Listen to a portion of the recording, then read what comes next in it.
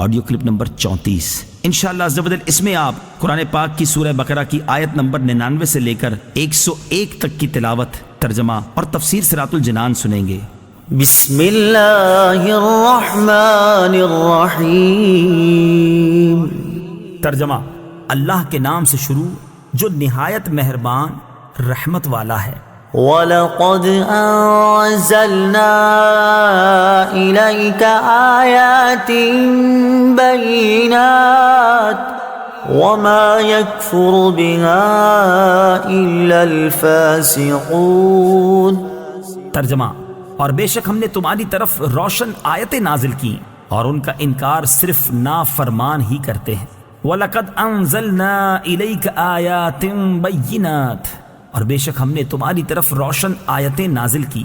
تفسیر صراط الجنان میں ہے، ابن سوریہ نے نبی اکرم صلی اللہ تعالی علیہ وسلم سے کہا کہ آپ کوئی ایسی چیز لے کر نہیں آئے جسے ہم پہچانتے ہوں، اور آپ پر ایسی کوئی روشن آیت نازل نہیں ہوئی جس کی وجہ سے ہم آپ کی پیروی کریں۔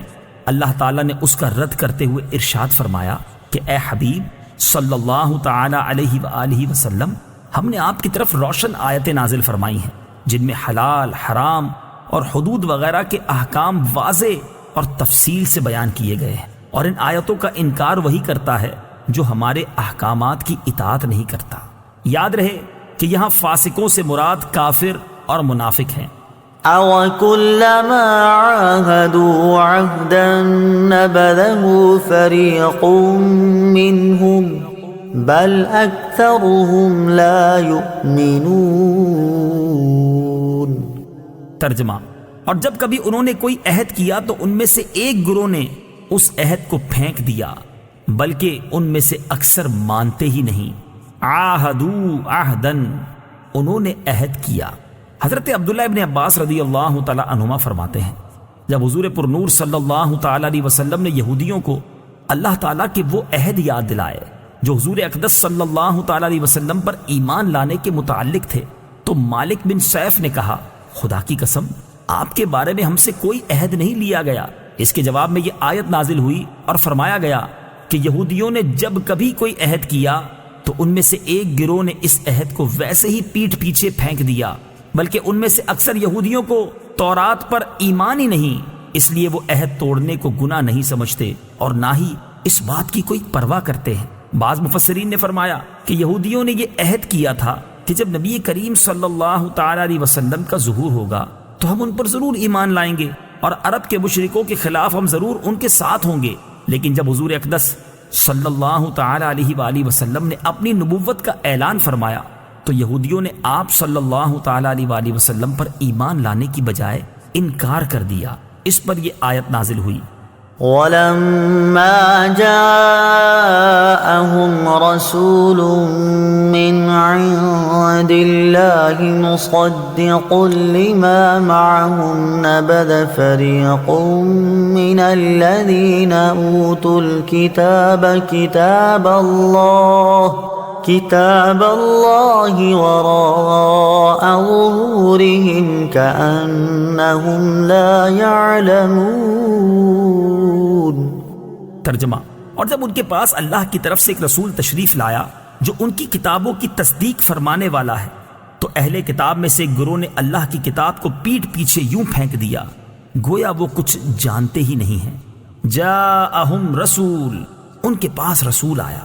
یہاں رسول سے مراد سرکار دو عالم محمد مصطفیٰ صلی اللہ تعالی علیہ وآلہ وسلم ہیں، اور چونکہ آپ صلی اللہ تعالی علیہ وسلم توریت، زبور وغیرہ کی تصدیق فرماتے تھے اور خود ان کی کتابوں میں بھی حضور صلی اللہ تعالی علیہ وسلم کی تشریف آوری کی بشارت اور آپ صلی اللہ تعالی علیہ وآلہ وسلم کے اوصاف و احوال کا بیان تھا، اس لیے حضور انور صلی اللہ تعالی علیہ وآلہ وسلم کی تشریف آوری اور آپ صلی اللہ تعالی علیہ وسلم کا وجود مبارک ہی ان کتابوں کی تصدیق ہے۔ لہٰذا اس بات کا تقاضا تو یہ تھا کہ حضور اکرم صلی اللہ تعالی علیہ وآلہ وسلم کی آمد پر اہل کتاب کا ایمان اپنی کتابوں کے ساتھ اور زیادہ پختہ ہوتا، مگر اس کے برعکس انہوں نے اپنی کتابوں کے ساتھ بھی کفر کیا۔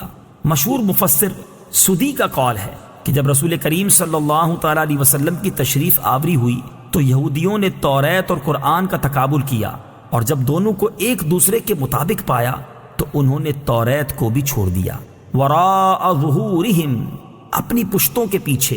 تفسیر صراط الجنان میں ہے پیٹھ پیچھے پھینکنے سے مراد ہے اس کتاب کی طرف بے التفاتی کرنا۔ حضرت سفیان بن عیینہ رضی اللہ تعالی عنہ کا فرمان ہے کہ یہودیوں نے توریت کو ریشمی غلافوں میں سونے چاندی کے ساتھ مزین کر کے رکھ لیا اور اس کے احکام کو نہ مانا۔ قرآن مجید سے متعلق مسلمانوں کی حالت زار، اس سے معلوم ہوا کہ اللہ تعالیٰ کی کتاب پر عمل نہ کرنا اسے پیٹھ پیچھے پھینکنے کے مترادف ہے، اگرچہ اسے روز پڑھے اور اچھے کپڑوں میں لپیٹ کر رکھے۔